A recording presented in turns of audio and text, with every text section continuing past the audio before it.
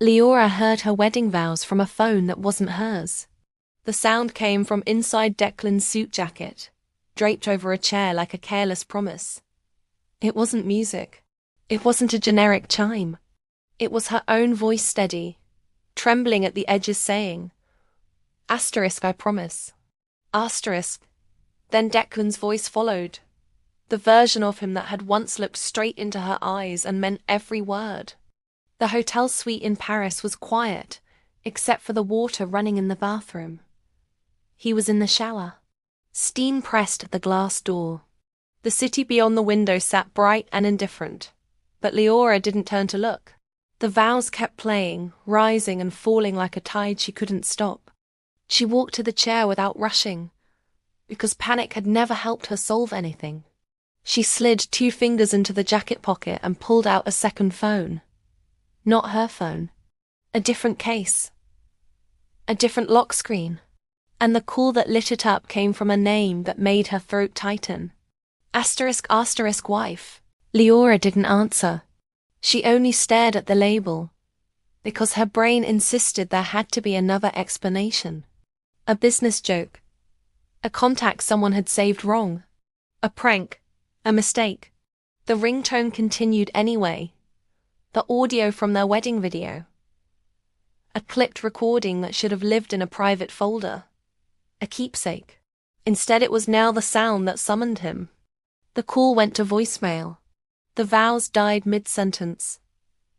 Silence dropped so hard it felt physical. Leora held the phone like it might burn her. Then she turned it over and studied it with the same expression she used when reviewing a contract that didn't match the term sheet. A small crack in the corner of the screen. A smudge where someone had swiped too often. Someone used this. Declan's shower shut off. He hummed soft, casual, like this suite was proof he was trying. Like the city itself was an apology he had purchased. Leora didn't move. In the bathroom, water dripped. A towel rustled. She looked down at the second phone again, her thumb hovering above the screen. A question rose. Asterisk, do you want to know? Another answer followed, calmer and colder. Asterisk, you already know. You just need the shape of it. Asterisk, she unlocked it. It was easier than it should have been. Declan never had patience for secure passwords. He always said the world wasn't hunting him. He'd said it the first year of their marriage with a laugh, like she was charmingly paranoid for caring. The passcode was the same one he used for their Netflix. The phone opened. A wallpaper appeared. A photo of the Seine at night, taken from the railing. 2 hands in the corner, one of them, his fingers tangled. Not her hand. Leora's pulse didn't spike. It thinned. It became a narrow, precise line. Messages sat there like evidence waiting to be catalogued. Asterisk, I miss you. Asterisk, asterisk, did she suspect anything? Asterisk, not a chance. She's grateful and even trying. Asterisk, Leora's eyes tracked the words, taking them in the way she read numbers. Not with emotion first, emotion would come later, but with comprehension. There were photos. Hotel reservations. A ring receipt. And then a voice memo. The memo was labeled. Asterisk vows dash final dot asterisk. Her thumb pressed play. Declan's voice filled the room. Intimate. Soft. Earnest. It was his vow voice. The one she used to believe in. I stand here choosing you, he said, and Leora's stomach went hollow because she had heard him say it before. Only this time he wasn't speaking to her. He was rehearsing. And somewhere in the background of the memo, a woman laughed. Not a stranger's laugh. Not a distant one. A laugh that sounded comfortable. A laugh that had been around long enough to relax. Leora stopped the recording. Her hand didn't shake. Her face didn't move. But something in her, something tender that had been holding on through every small insult, every quiet dismissal, every, I'm stressed.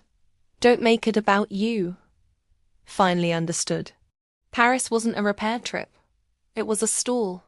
a distraction. And the vows weren't a memory. They were a template. Declan stepped out of the bathroom a moment later, towel around his waist. Hair damp, looking pleased with himself in the way men sometimes looked when they believed they were doing something grand. "Hey," he said, smiling like he could still belong in her life. "You're up early. Jet lag?" Leora set the second phone face down on the table. "No," she said. Her voice came out smooth. "Just woke up." He leaned close to kiss her cheek. The warmth of his skin was familiar, and suddenly familiarity felt like a trap. "We'll do breakfast," he said. "Then that museum you wanted. We'll take it slow. Talk. Fix things. Fix things." Leora watched him reach for his jacket. He didn't notice the phone was missing. Or maybe he assumed she would never look.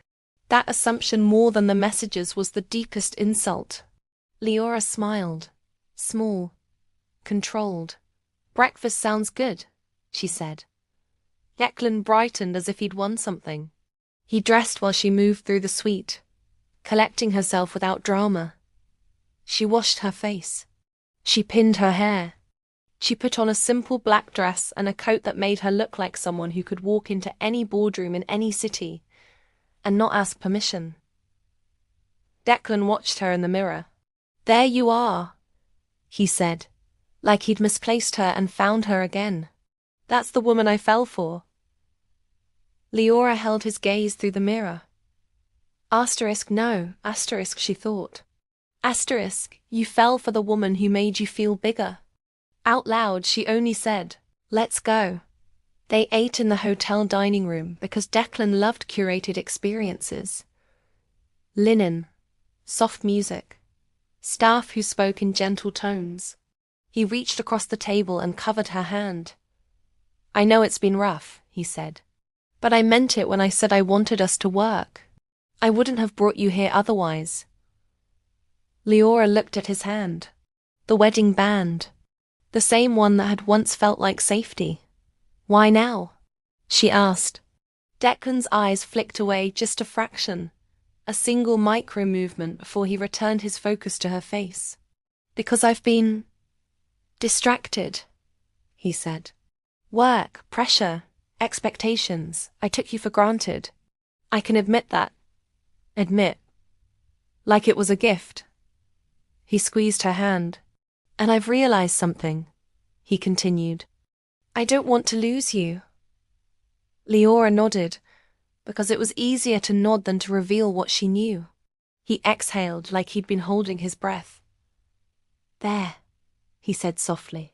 "That's all I needed. Just a chance." Leora didn't correct him, because she was going to give him a chance. Just not the one he thought. She chewed slowly, tasting nothing, watching him talk about museum tickets and dinner reservations and a private car service he'd arranged. He was building a narrative. Romantic husband tries to save marriage. He needed that story. She could see it now. Not because she was smarter than him, because she had spent 8 years studying the way Declan survived. By making everything sound reasonable. By turning apologies into performance. By using beautiful settings as proof of intention. When breakfast ended, Declan stood and slid his hand around her waist like possession. "Let's not be on our phones," he said brightly. "This is us time." Leora lifted her eyebrows. "You always hated my phone," she said. "I didn't hate it," he corrected, smiling.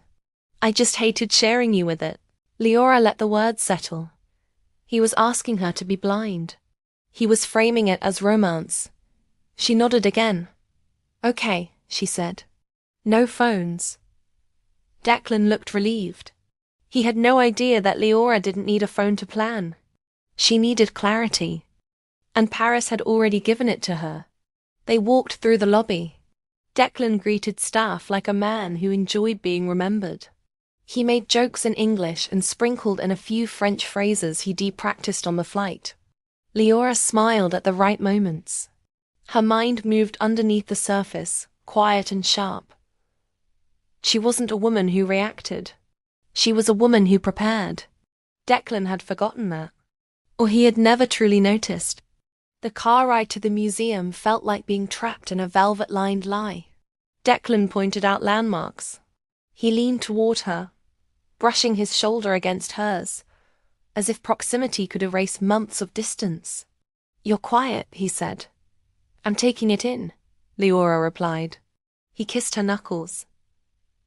"That's what I love about you," he said. "You're calm. You don't overreact." The words landed like a warning. He didn't love her calm. He relied on it, because her calm kept his world stable. Inside the museum, Declan wanted photos. He wanted proof of happiness. Leora stood beside him when he lifted his phone and aimed it at them. He angled the camera. "Smile," he whispered. She did.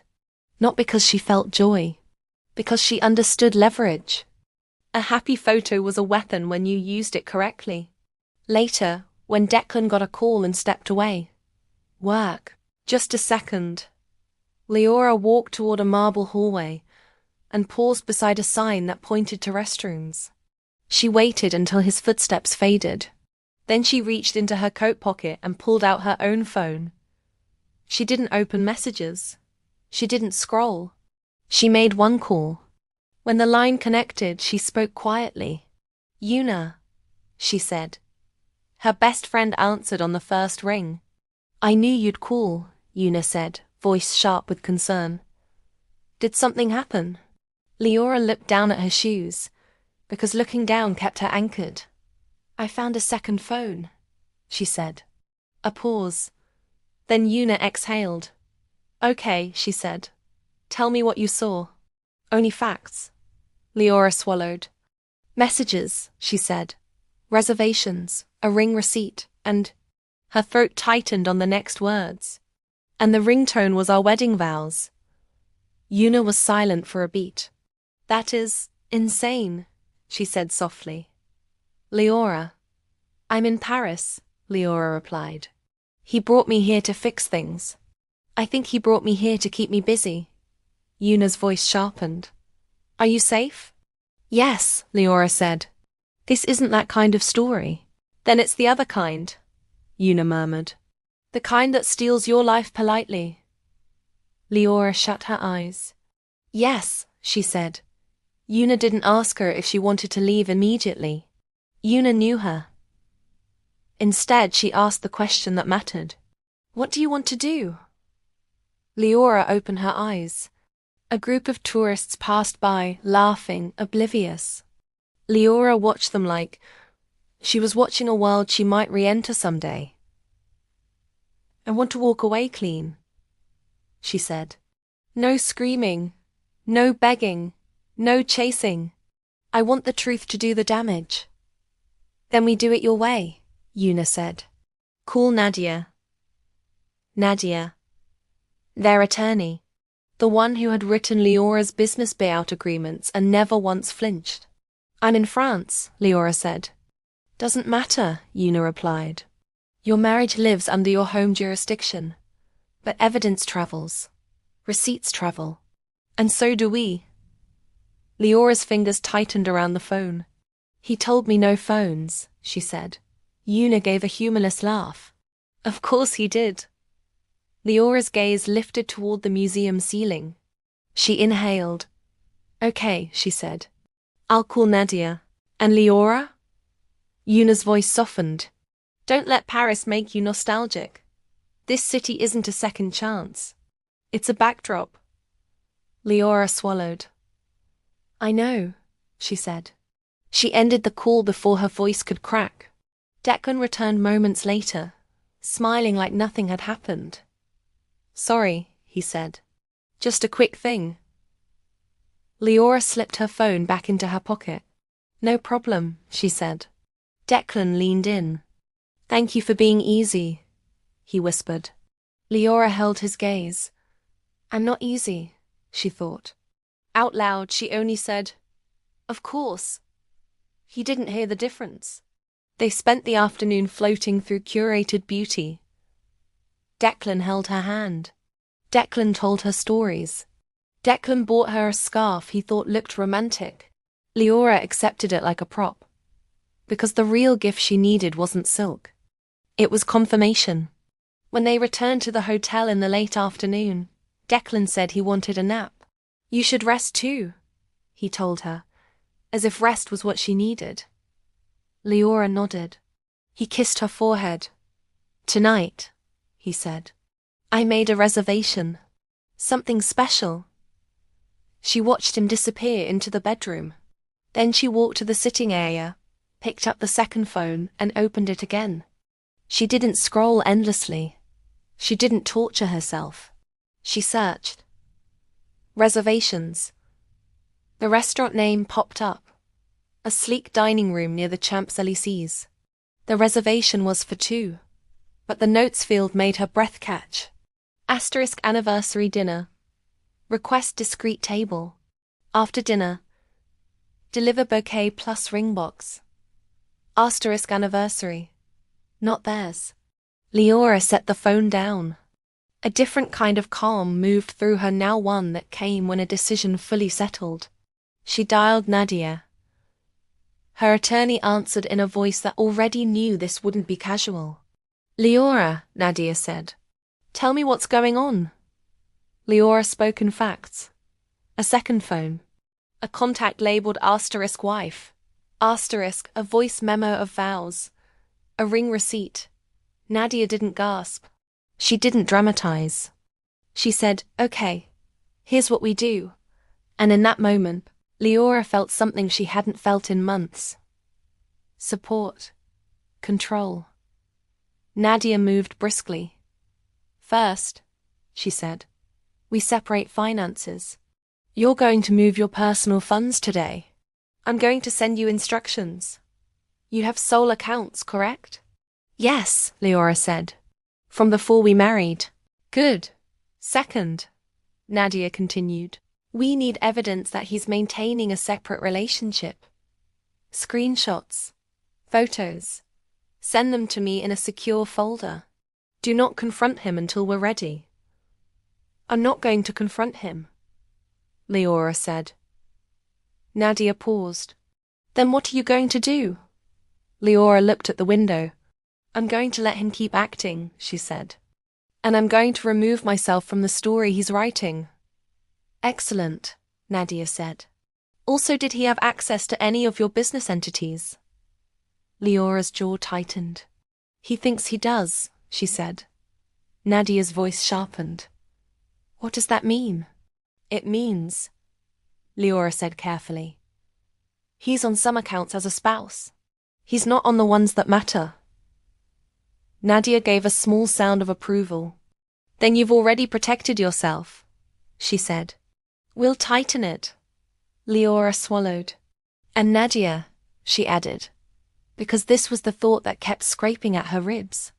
"What if he's legally married to her?" A quiet beat. Nadia said, "We'll find out. And if he is, that changes everything. But don't panic. Either way, you don't lose." Leora held onto those words like a railing. "I'll send everything," she said. "Do it now," Nadia replied. "And Leora leave a paper trail.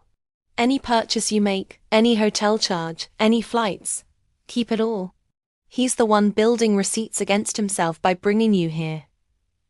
Leora ended the call and sat still for a moment. Then she got to work. She created a secure folder. She took screenshots, the contact name, the vow memo, the ring receipt, the photos of the other woman's hand on the railing. She didn't cry while she did it. She didn't allow herself the indulgence of collapsing, because collapsing was what Declan expected. And Leora had decided she wouldn't give him the satisfaction of her chaos. She finished the screenshots and sent them. Then she opened her banking app and moved money. Not with anger. With precision.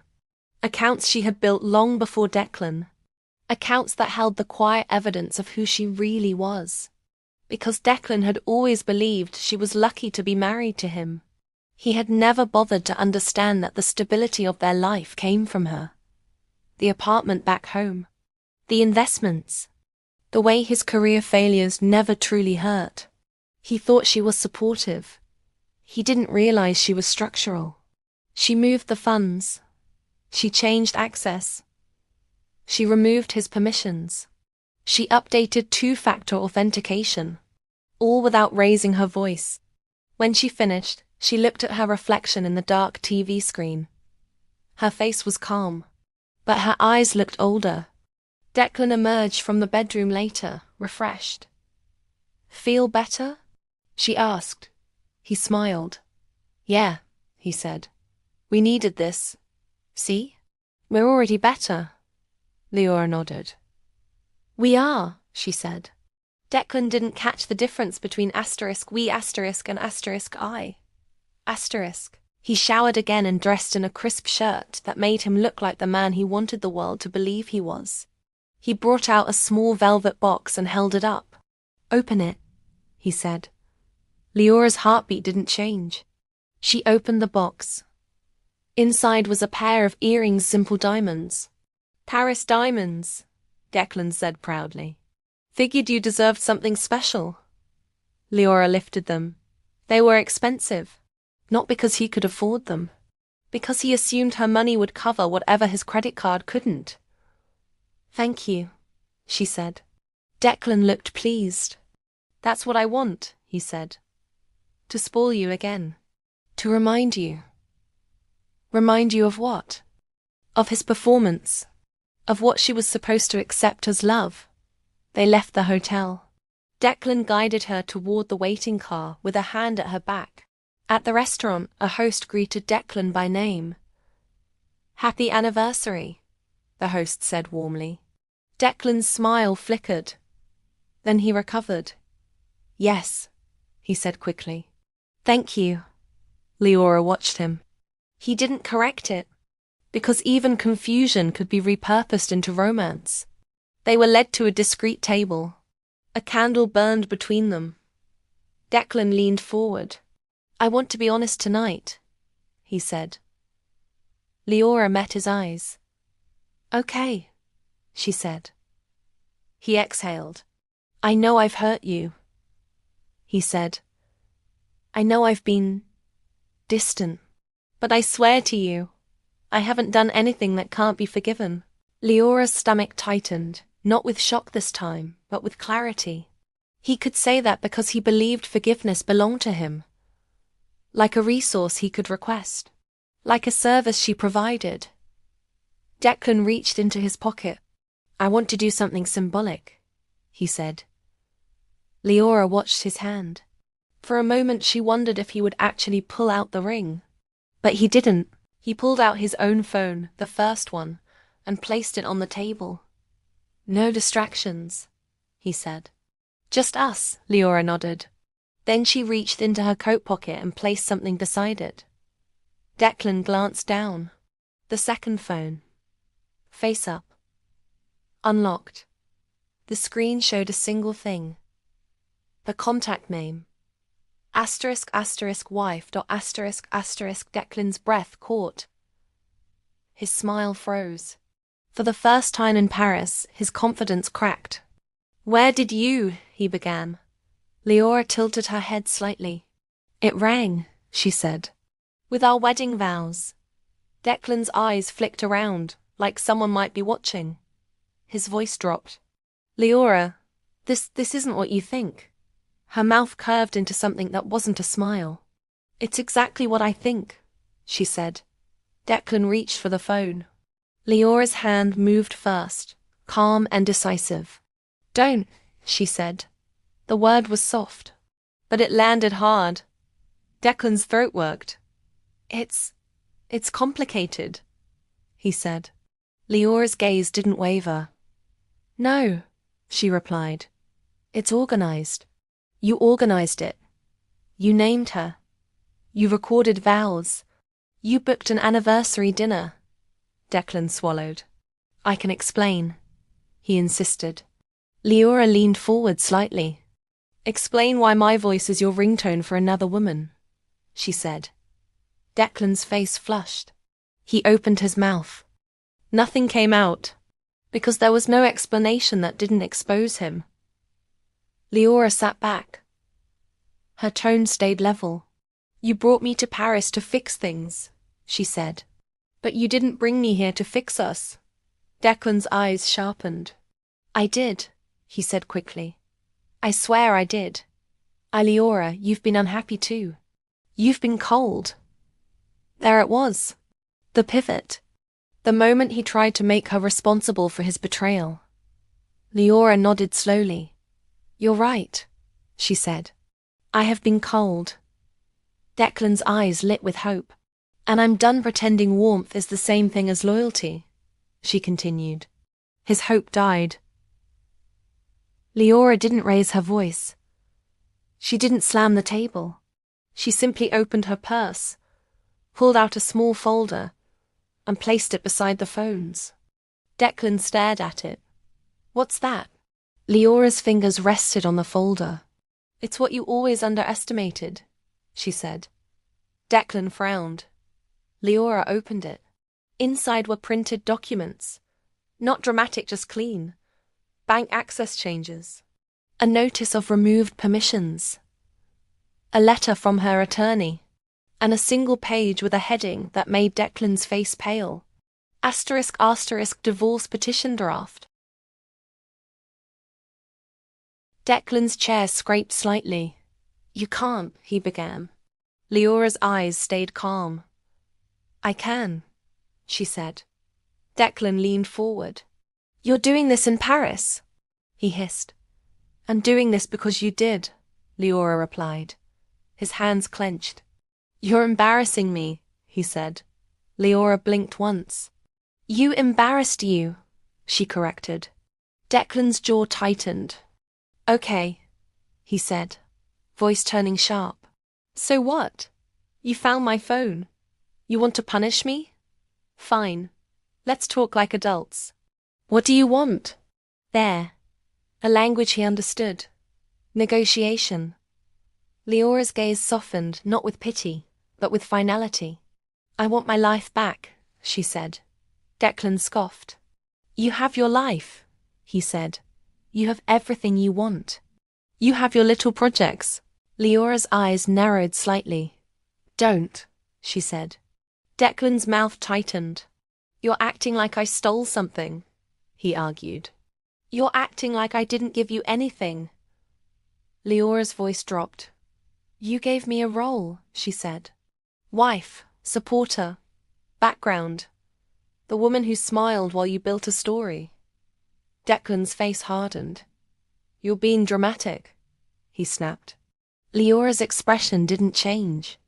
"No," she said. "I'm being accurate." Declan's phone buzzed on the table. A notification. Leora didn't look. Declan did. His eyes widened. He snatched the phone. Leora watched him read, watched his shoulders stiffen. "Is something wrong?" she asked, voice almost gentle. Declan's fingers moved fast. "It's nothing," he said. But his voice wasn't steady anymore. Leora knew that buzz. That was the sound of a system changing. Because while Declan was building romantic dinners, Leora had been building exits. She had moved her money. She had removed his access. And Nadia had already started the next steps. Declan's phone buzzed again. He read. His face went paler. "What is this?" he demanded, the question spilling out before he could shape it into charm. "Why can't I log into our account?" Leora tilted her head. "Because it isn't our account," she said. Declan's eyes flashed. "It's joint—" "It was," Leora corrected. Declan's voice rose. "You can't just lock me out." Leora kept her tone calm. "I can," she said. "And I did." Declan stared at her like he was seeing her for the first time. Not as his wife, but as someone who could say no. "You're trying to ruin me," he said, voice tight.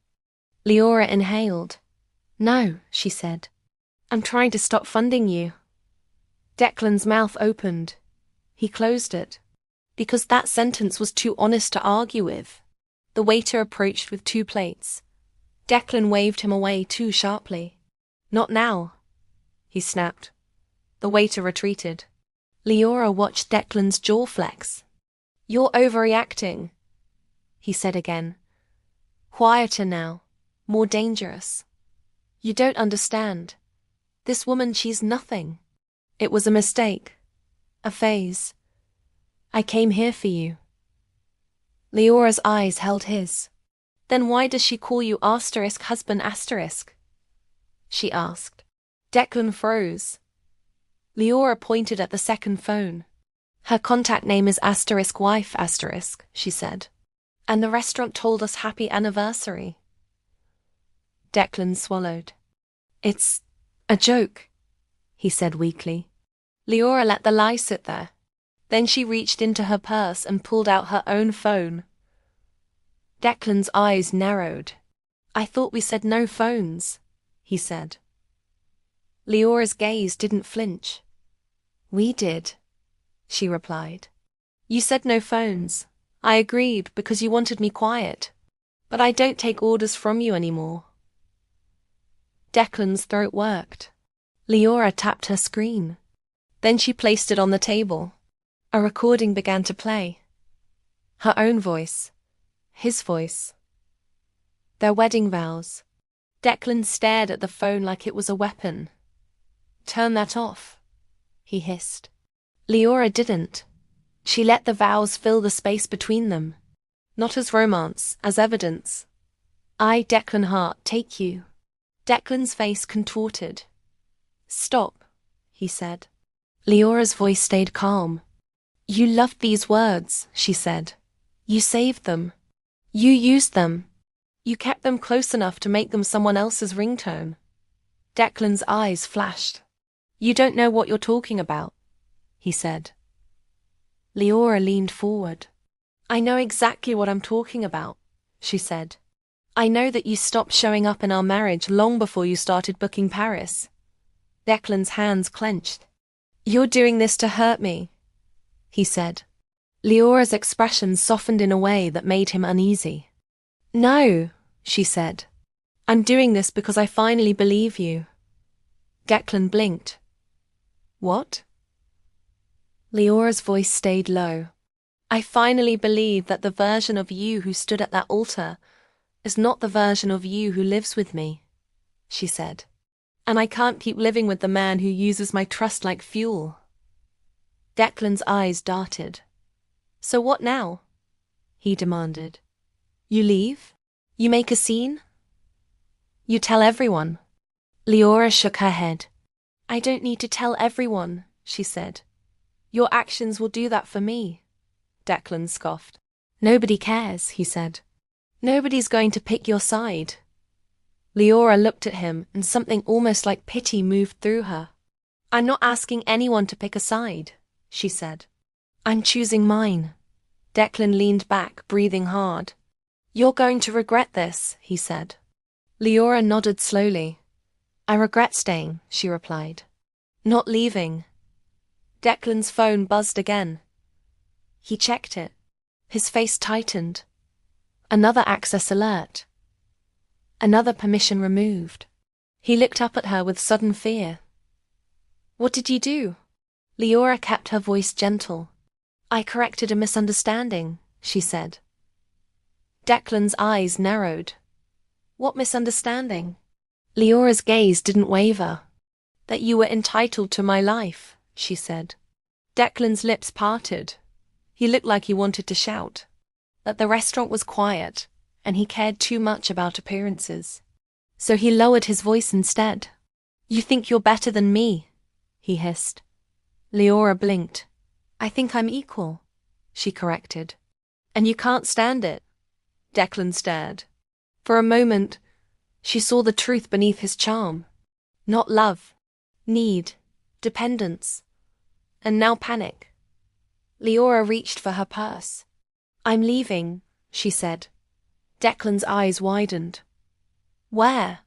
Leora stood.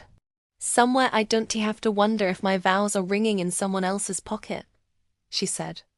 Declan stood too. "You can't just walk out," he said. Leora lifted her gaze. I can, she replied. And I will. She slid the second phone across the table.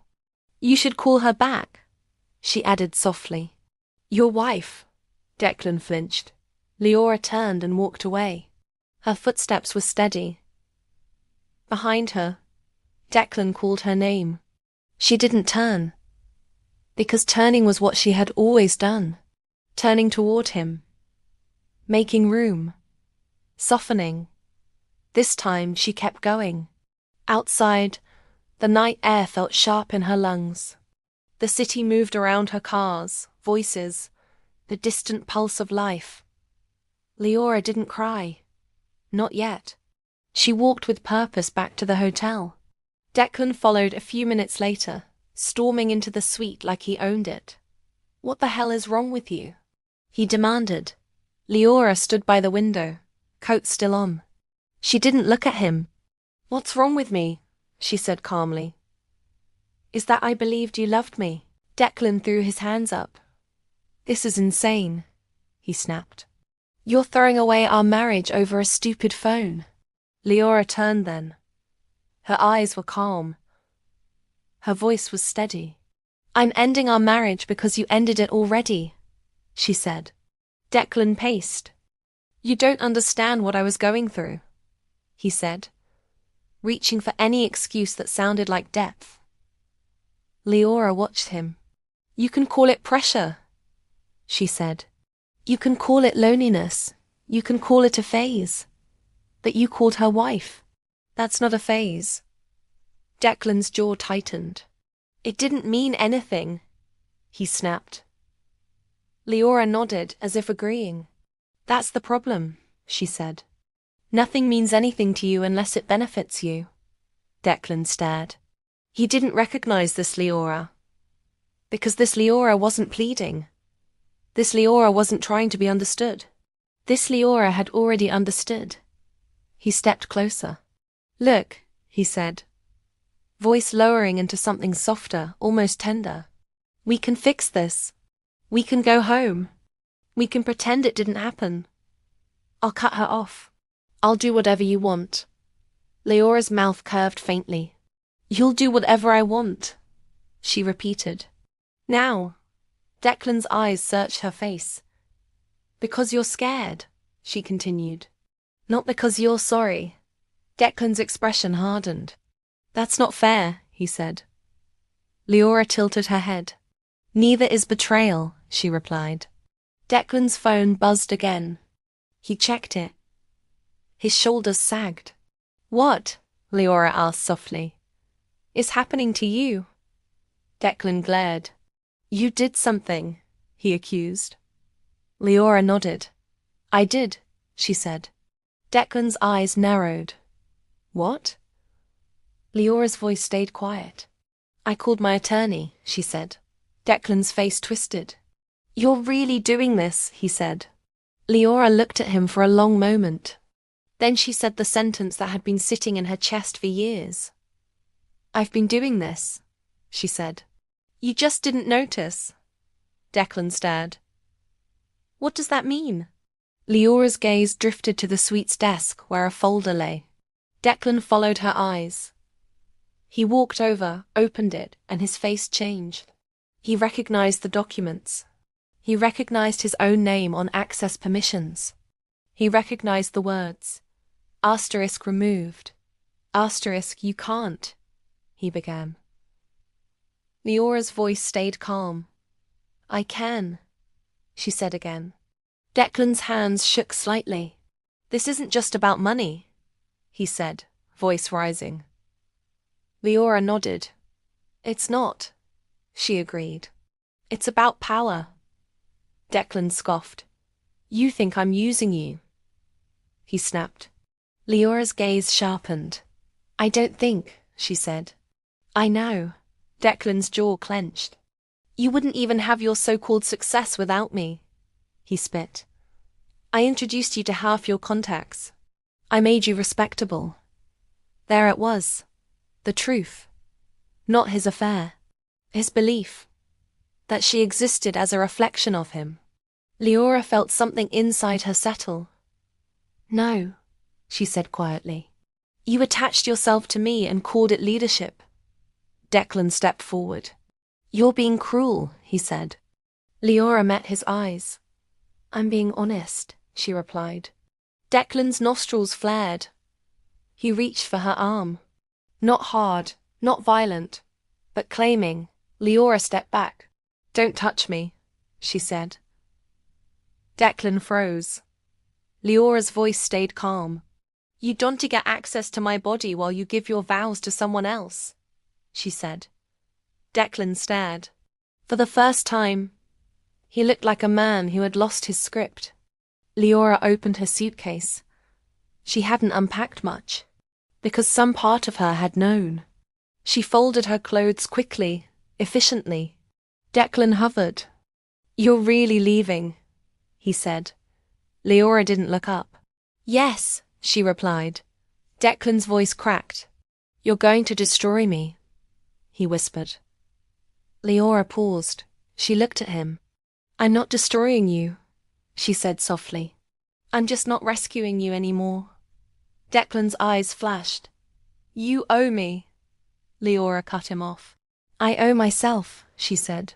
She closed the suitcase. Declan's face twisted. What am I supposed to do? He demanded. Leora lifted the second phone from the table. Call your wife, she said. Declan flinched. Leora grabbed her passport and her purse. Declan stepped into her path. You can't leave me here, he said. Leora held his gaze. I'm not leaving you, she said. You left me a long time ago. Declan's mouth opened. No words. Leora walked around him. She left the suite. The elevator ride down felt like stepping out of a role. In the lobby, the receptionist looked up. Madame Hart, she said politely. Leora's throat tightened. She forced a calm smile. Not for long, she said. She checked out with steady hands. She didn't explain. She didn't need to. She walked outside and asked the doorman for a car to the airport. In the back seat, she finally let herself breathe. Her hands rested on her lap. Her chest felt bruised. But underneath the pain was something else. Relief. Because the worst part hadn't been the betrayal. The worst part had been living in the fog. Now the fog was gone. At the airport, Leora moved through security with practiced calm. She sat at the gate and opened her phone. Messages from Nadia. *file. ***. Emergency financial protections in place. ***. We'll finalize when you land. *** A message from Yuna. *** Proud of you. Drink water. Breathe. Don't go back. *** Leora stared at the screen. Her eyes burned. She didn't let the tears fall. Not because she was too strong. Because she wanted to feel them on her own terms. Her phone rang. Declan. His name on her screen looked strange. Like a person she used to know. Leora watched it ring. Then she answered. Declan's voice hit her ear, raw. Leora, he said. Please don't do this. Leora closed her eyes. I already did, she said. Declan's breath shook.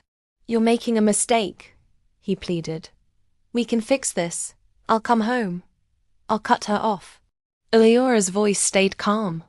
Stop promising me things you only offer when you're afraid, she said. Declan's voice rose. You're throwing away years, he said. Leora opened her eyes. Yes, she said, because I'm not throwing away the rest of my life. Declan went silent. Then his voice dropped hard. You think you're so perfect, he said bitterly. You think you're above me. Leora's gaze drifted to the runway. A plane taxied past. No, she said softly. I think I'm finally standing beside myself. Declan's breath hitched. Leora, he whispered. There was a sound on the line. A second phone ringing. And faintly through Declan's microphone, Leora heard it again. Their vows. Still. He hadn't even changed the ringtone. He hadn't even turned it off. He was still living inside the lie. Leora's throat tightened. This is why, she said quietly. Declan went still. What? Leora's voice didn't shake. You don't even hear it, she said. You don't hear what you've done. You don't hear how you used my love like a soundtrack. Declan's voice broke. I'm sorry, he whispered. Leora exhaled. Me too, she said. Then she ended the call. She turned off her phone. The boarding announcement began. Leora stood, lifted her carry-on, and walked forward. Each step felt like a choice. Not easy, not painless, but clean. On the plane, she sat by the window. She didn't look back. She didn't romanticize the city she was leaving. Because Paris hadn't saved her. It had revealed him. When the plane lifted into the sky, Leora let herself cry quietly, covering her mouth with her hand so the sobs wouldn't become a scene. Tears for the woman who had tried so hard. Tears for the years she had shrunk. Tears for the love that had been real on her side. And then slowly tears that felt like relief, because she was no longer waiting for someone else to choose her. She was choosing herself. Before we jump back in, tell us where you're from. If this story moves you, please subscribe. Tomorrow I have a special story for you. When she landed back home, the air felt familiar in a way that steadied her. Not comforting, nothing was comforting yet, but real. Her phone had dozens of missed calls. She didn't return them. She went straight to her office. Not because she was avoiding grief, because she was reclaiming what she had built. Her office wasn't a flashy corner suite. It was quiet, glass-walled, filled with clean lines and soft light. On the door outside was a name plaque Declan had always teased her about. *** Voss Holdings managing partner. *** Declan had called it her little project. He had said it with a grin. Like it was cute that she played business. Like she was a hobbyist. Leora sat at her desk and opened her laptop. Nadia's email sat at the top. * filed with the court. Temporary orders requested. Evidence saved. Next steps below. Leora read every line.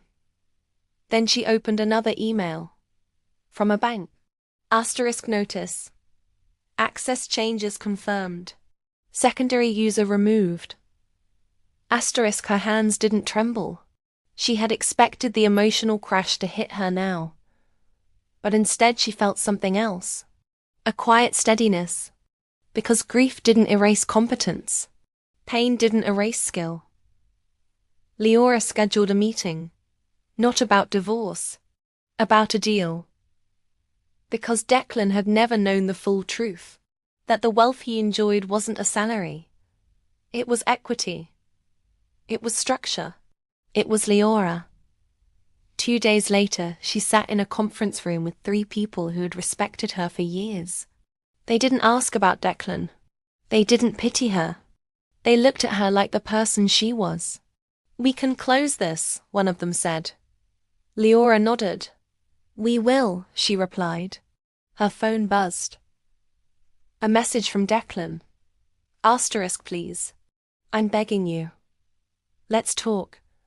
Leora stared at it. Then she deleted it. Not with rage. With release. After the meeting, she drove home. The house was quiet. Declan's things were still there. His shoes by the door. His jacket hung where he always dropped it. Leora walked past it. She didn't fold it. She didn't hang it properly. She didn't do the small labor of making his life easier. She went upstairs and opened the closet. On the top shelf was the box from their wedding. She lifted it down. She didn't open it. Not tonight. Tonight she only needed one thing. To make space. She carried Declan's jackets into the guest room. She moved his toiletries. She stripped the bed. Not dramatically. Not as a punishment. as a boundary. When she finished, she stood in the doorway and looked at the empty side of the closet. It felt strange. It also felt right. Her phone buzzed again. A call this time. Unknown number. Leora answered. Ms. Voss? A woman's voice said. Yes, Leora replied. This is Camille Laurent, the woman said. I'm calling from Paris.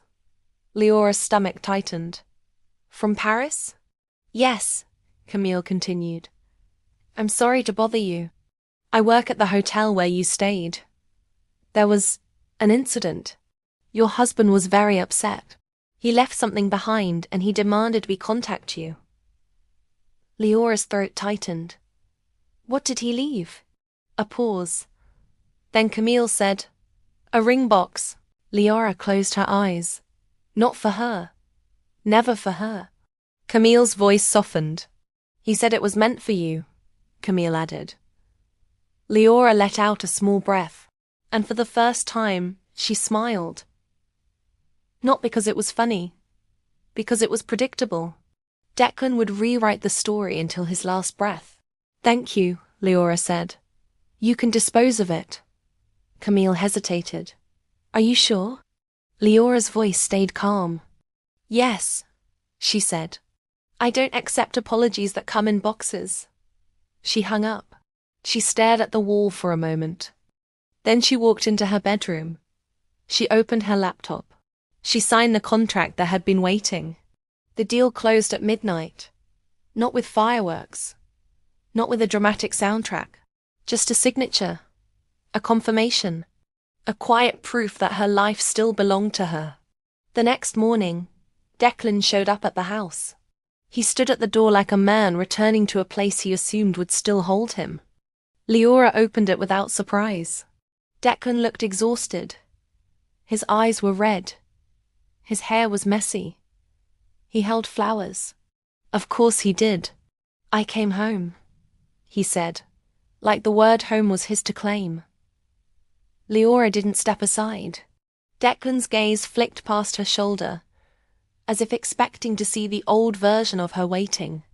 Leora, he said, voice raw. Please. I don't know what I was thinking. I made a mistake. Leora studied him. How long? She asked. Declan blinked. What? How long has she been your wife? Leora repeated. Declan flinched. She's not.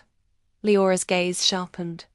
Declan, she said quietly, don't lie to me again. It insults both of us. Declan swallowed. His shoulders sagged. 2 years, he whispered. Leora felt the number land in her chest. 2 years. 2 years of dinners. 2 years of holidays. 2 years of Declan telling her he was stressed. 2 years of her shrinking to keep him comfortable. Leora exhaled. Declan reached toward her. I'm sorry, he begged. I'm so sorry. I'll fix it. I'll annul it. Leora held up a hand. Stop, she said. Declan froze. Leora's voice stayed calm. You can't annul the way you looked at me while you were living a second life, she said. You can't undo the way you used my trust. Declan's mouth trembled. I love you, he whispered. Leora's eyes softened. I believe you think you do, she said. Declan's face crumpled. Then why are you doing this? He demanded, desperation turning into anger. Why are you punishing me? Leora shook her head. I'm not punishing you, she said. I'm refusing you. Declan stared. You can't just throw me away, he said. Leora's voice stayed quiet. You threw me away in pieces, she replied. I'm just collecting myself. Declan's eyes flashed. You think you'll be fine without me, he said bitterly. You think you can do it alone? Leora nodded. I already did, she said. Declan's face twisted. You're cold, he spat. Leora didn't flinch. No, she said. I'm healed enough to stop begging. Declan's breathing turned jagged. He looked down at the flowers like they were suddenly ridiculous. Then he looked back up. What do you want from me? He whispered. Leora held his gaze. I want you to tell her the truth, she said. Not because I need it, because she deserves it. And then I want you to leave. Declan's mouth opened. You're choosing her, he demanded. Leora's voice stayed steady. I'm choosing integrity, she said. Something you stopped choosing a long time ago. Declan's eyes narrowed. You're going to ruin my reputation, he hissed. Leora's mouth curved faintly. You did that yourself, she said. I'm just not protecting you anymore. Declan stared at her. The silence stretched. Then his voice dropped. Was any of it real? He asked. Leora's eyes burned. Yes, she said. On my side. Declan looked like the sentence punched him. Leora opened the door wider, not to invite him in, but to give him space to go. Goodbye, Declan, she said. Declan stood there, breathing hard. Then he turned. He walked away. Leora watched him go. She didn't chase. She didn't call him back. She didn't negotiate her dignity. She closed the door. She locked it, and she leaned her forehead against the wood for a moment, letting herself feel the ache. Not because she was weak, because she was human. When she finally lifted her head, her breath steadied. She walked into the kitchen. She poured water. She drank. She opened her laptop again. Another email had come in. Asterisk congratulations, funding secured. Welcome to the next stage. Asterisk. Leora stared at it. Then she let out a laugh that surprised her. Not loud. Not dramatic. Just real. Because Declan had brought her to Paris to keep her small. And instead, he had handed her the clearest reason to stop making herself invisible. She turned off her phone, signed the next document, and realized this wasn't the end of her story. It was the first honest chapter. Before we jump back in, tell us where you're from. If this story moves you, please subscribe. Tomorrow I have a special story for you. A week later, the first court notice arrived. Declan's attorney tried to negotiate. They tried to paint Leora as impulsive.